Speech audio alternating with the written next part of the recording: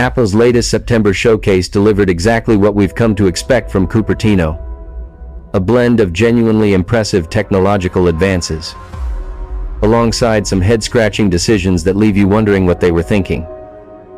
After spending hands-on time with the entire iPhone 17 lineup, including the controversial new Air model, here's my comprehensive breakdown of everything Apple unveiled.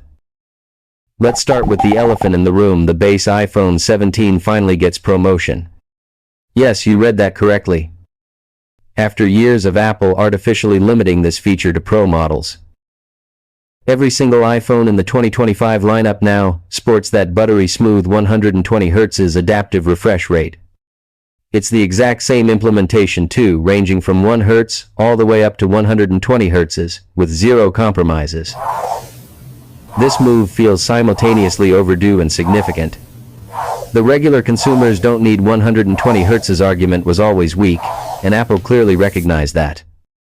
Once you've experienced ProMotion, going back to 60 Hz feels like using a phone from 2018. The fact that this feature is now standard across the board makes the entire iPhone lineup substantially more compelling.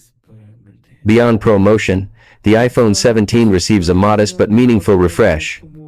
The A19 chip delivers the expected performance bump, roughly 20% faster CPU performance with improved efficiency that translates to better battery life. The display brightness jumps to 3000 nits, making outdoor visibility notably better. Apple also doubled the base storage to 256 GB, finally putting to rest the embarrassing era of 128 GB flagship phones in 2025.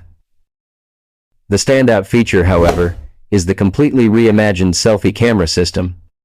Apple calls it center stage, though that name undersells what's actually happening here. The new 24-megapixel square sensor is large enough to capture both portrait and landscape selfies without requiring you to rotate the device. The camera intelligently crops an 18-megapixel image in either orientation, solving the awkward positioning problem that occurs when taking horizontal selfies with traditional front cameras.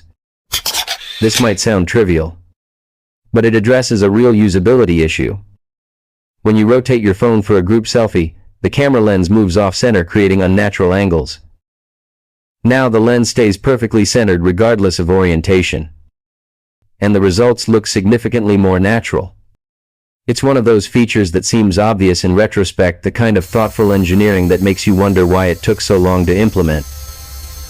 The Pro models represent a more dramatic evolution, starting with their polarizing new design. The camera plateau, Apple's preferred term for what everyone else calls a visor, stretches across the entire top portion of the phone's back. While it bears an undeniable resemblance to Google's Pixel design language, Apple's implementation serves a more complex purpose than simple aesthetics. The company has fundamentally rearranged the phone's internal architecture, moving the A19 Pro chip, logic board, and storage into the upper plateau area.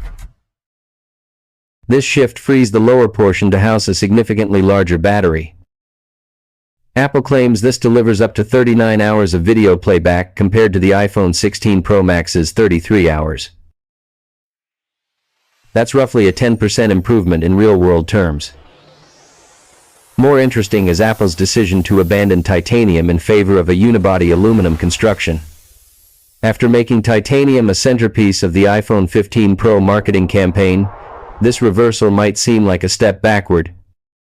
In reality, it's driven by thermal considerations.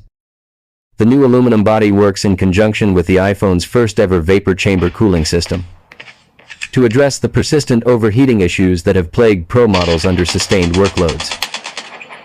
Apple claims this new thermal architecture delivers 40% better sustained performance. That's a significant improvement for users who actually push their phones, video editors, mobile gamers using ray tracing, or anyone running intensive apps for extended periods. Previous Pro models would throttle aggressively when temperatures climbed, but the new cooling system should maintain peak performance much longer. The camera system receives the expected Pro treatment, with a new 48-megapixel 4x telephoto lens, while the magnification factor drops from last year's 5x. The sensor is 56% larger and captures 4 times more resolution. This should result in better image quality.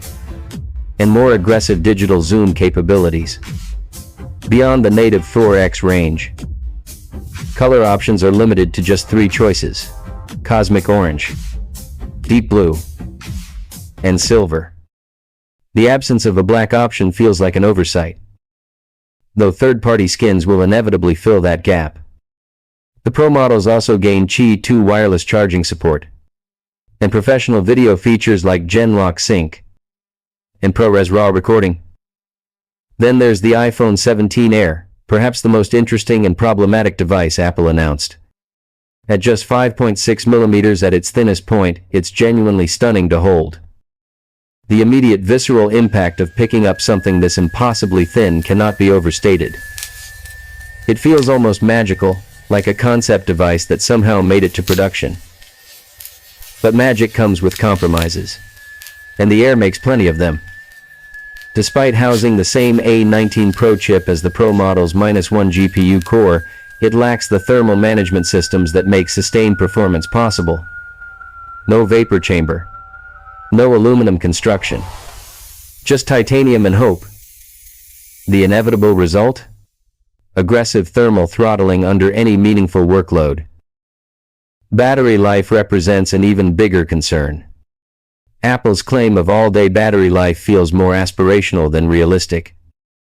The company even announced a dedicated MagSafe battery pack specifically for the Air, adding 3,149 mAh, just to barely match the iPhone 17 Pro's quoted endurance. When your flagship phone requires an external battery to achieve competitive battery life, that's not a feature. That's an admission of failure. The Air also makes connectivity compromises. It's eSIM only worldwide, no physical SIM slot. It skips millimeter wave 5G entirely. And it ships with just a single rear camera. For $999, $100 more than the base iPhone 17, here's what you're trading off. Worse cameras, worse battery life, possible thermal issues, and durability that's, at best, questionable.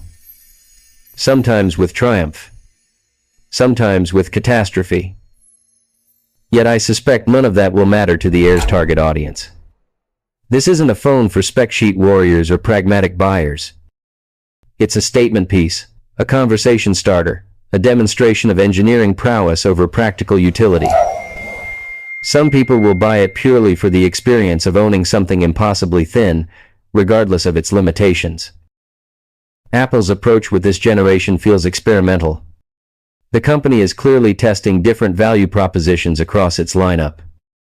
The base iPhone 17 finally delivers essential features that should have been standard years ago. The Pro models focus on sustained performance and professional capabilities. And the Air explores whether consumers will accept significant compromises for the sake of form factor extremes. This strategy mirrors Apple's laptop evolution. The original MacBook Air was underpowered, overpriced, and impractical. But it established a design direction that eventually became the standard. Perhaps the iPhone 17 Air serves a similar purpose, previewing a future where all phones achieve this level of thinness, without the current compromises.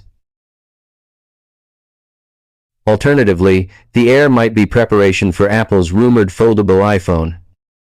Ultra-thin engineering expertise would prove invaluable for creating a foldable device that doesn't feel like carrying a small book.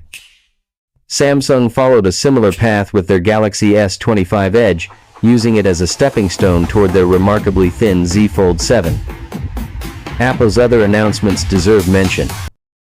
The AirPods Pro 3 promised twice the active noise cancellation of their predecessors, while adding IP57 water resistance and heart rate monitoring during workouts, all at the same $250 price point. Sometimes with surprise. The Apple Watch Series 11 gains 5G connectivity and hypertension detection. Sometimes with quiet evolution. Meanwhile, the Watch Ultra 3 receives thinner bezels and improved battery life. Sometimes with brute endurance. The iPhone 17 series represents Apple's continued evolution rather than revolution. The base model finally catches up to where it should have been. The Pro models address real performance concerns. and the Air explores uncharted territory with predictable trade-offs. For most buyers, the iPhone 17 offers the best balance of features and value, especially with Pro Motion now standard. Pro users will appreciate the thermal improvements and enhanced cameras. The Air refined its audience among those who prioritize form over function, though I suspect that group is smaller than Apple hopes. As always, real-world testing will reveal whether Apple's engineering choices translate into meaningful user benefits. The coming weeks will tell the complete story of this ambitious but uneven iPhone generation.